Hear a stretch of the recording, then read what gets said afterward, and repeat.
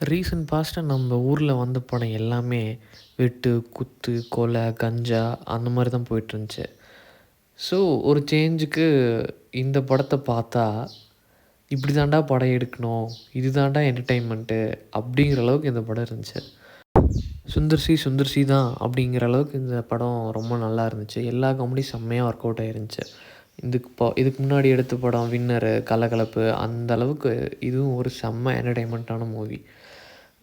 மனோபாலாலாம் சான்ஸே இல்ல. It was mind blowing acting. ஒருத்தன் வந்து செத்தும் நடிக்கிறான் அப்படிங்கிற மாரி, அந்த அளவுக்கு ஒர்த்தான ஒரு காமெடி, லென்த்தி காமெடி இருக்கும் இதுல.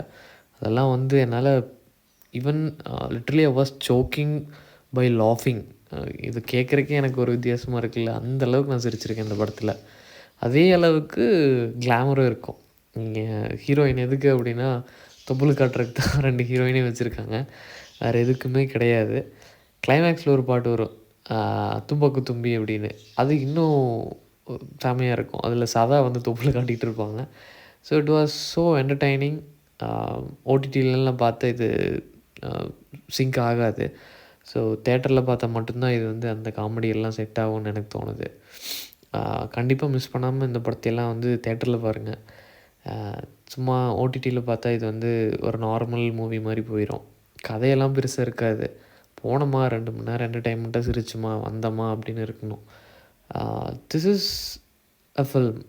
நீ வந்து ஊர திருத்த வேண்டாம், உலகத்த திருத்த வேண்டாம், நாட்ட காப்பாத்த வேணாம்.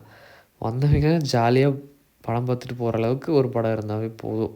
அது வந்து சுந்தர் சி ரொம்ப பெஸ்ட்டாவே குடுத்துருக்காரு. சந்தானம்லாம் செம்மையா காமெடி பண்ணியிருக்காரு. எல்லாரும் சொல்ற மாரி சந்தானம் கம்முனு காமெடியா பண்ணிட்டு இருந்திருக்கலாம். அந்த அளவுக்கு இருந்துச்சு காமெடிலாம்.